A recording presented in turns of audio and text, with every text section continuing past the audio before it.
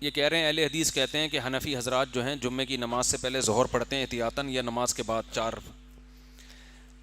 ایسا کچھ بھی نہیں ہے، جاہل لوگ کرتے ہوں گے. جیسے بعض لوگ کہتے ہیں کہ حنفی لوگ جو رفع الیدین نہیں مانتے، وہ یہ دعویٰ کرتے ہیں کہ پہلے بت یہاں چھپایا کرتے تھے تو وہ بت کو نکالنے کے لیے رفع الیدین ہے، تو کہ پتہ نہیں کسی جاہل نے یہ لکھ دیا ہے، وہ حنفیوں کے کھاتے میں ڈال دیا. حنفی یہ نہیں کہتے، جو حنفی علماء ہیں وہ رفع الیدین نہ کرنے کے دلائل کچھ اور دیتے ہیں.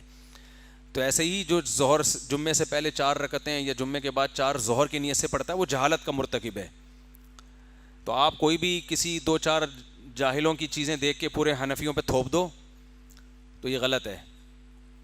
جیسے بعض لوگوں نے دعویٰ کیا ہے کہ ہم نے مولویوں سے سنا تھا کہ جو تراویح نہیں پڑھتا اس کا روزہ بھی نہیں ہوتا.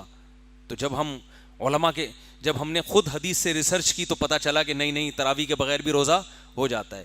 لوگ کہتے ہیں واہ یہ ہے قرآن و حدیث کا جاننے والا. جب یہ مولویوں کے پاس بیٹھتا تھا تو اس کا خیال یہ تھا کہ جو تراویح نہیں پڑھتا روزہ بھی نہیں ہوتا.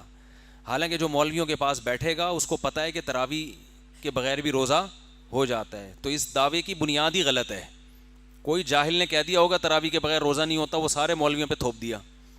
جیسے ویل مچھلی ہے نا، کلپ ریکارڈ کروایا ایک صاحب نے کہ ویل مچھلی حنفی کہتے ہیں کہ جائز نہیں ہے، حالانکہ اتنی بڑی مچھلی تو صحابہ نے بھی کھائی ہے. تو حنفیوں نے کب کہا کہ جائز نہیں ہے؟ تو جائز ہے. تو خود ہی وہ آئینے میں دیکھ کے خود کو شرمانے سے کچھ بھی نہیں ہوتا.